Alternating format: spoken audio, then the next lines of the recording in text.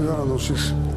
Como lo habíamos anunciado, les presentamos al doctor Carlos Alberto Cabal, presidente de FENALCO, para continuar hablando con él sobre este tema ahora, el efecto que tiene sobre muchos sectores nacionales la caída del comercio.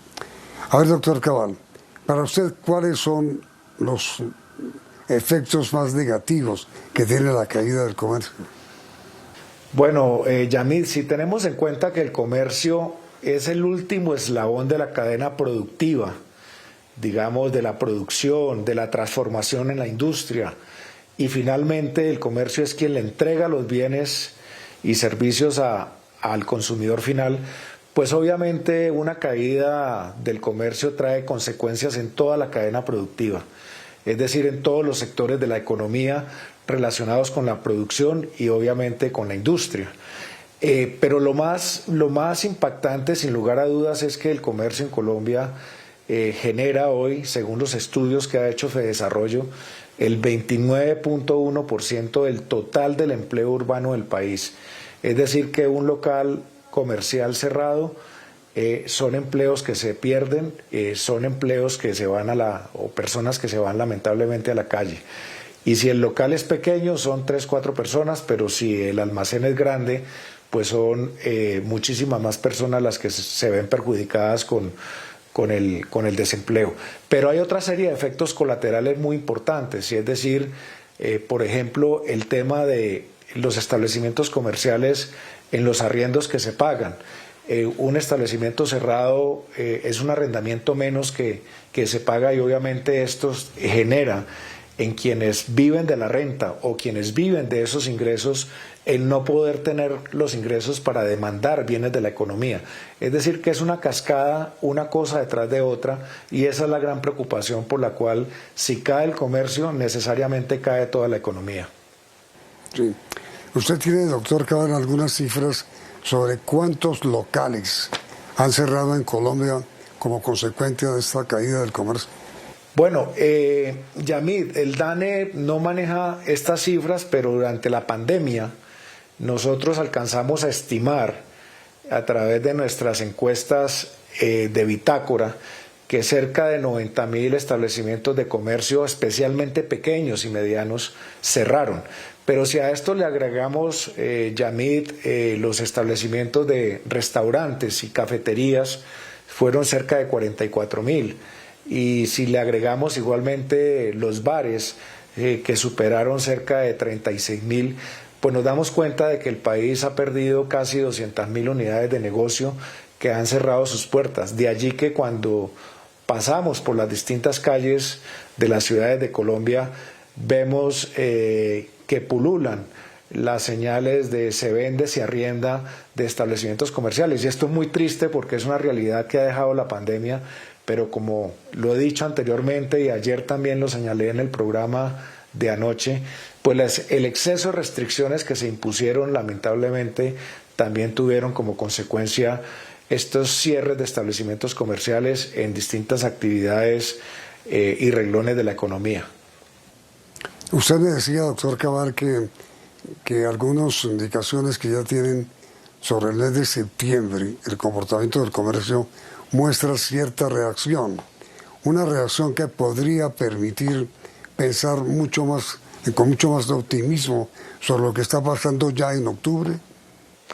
Sí, como le decía Yamil, nuestras cifras todavía no, pues obviamente hay que esperar las del DANE, las oficiales, muestran esta ligera reacción en la demanda. Por ejemplo, anoche hablábamos del comportamiento del sector textil, confección, calzado. Septiembre tuvo un ligero repunte, no fue un gran repunte, pero sí por lo menos unos puntos menores de caída a los de agosto. También vemos que la gastronomía y los restaurantes y establecimientos, digamos, ya de hotelería, turismo, han empezado poco a poco a mejorar sus índices. En algunos otros sectores del comercio, como el sector de vehículos, ya en septiembre también respecto a agosto mejoró un poco. Nosotros pensamos que octubre, noviembre y diciembre pues tiene que tener un comportamiento mucho mejor. De allí nuestra gran preocupación en el sentido de que no vaya a haber nuevas restricciones.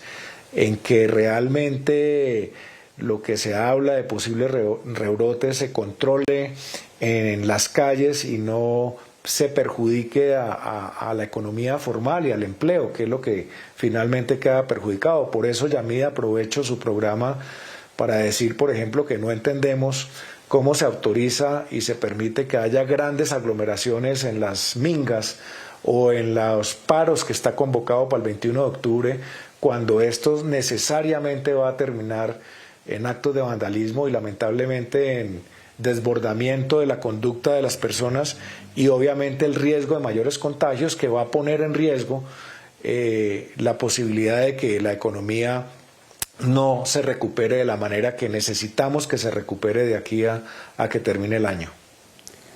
Y como consecuencia del paro decretado para el próximo 21, doctor Cabal, pues es de suponer que todo el comercio va a cerrar.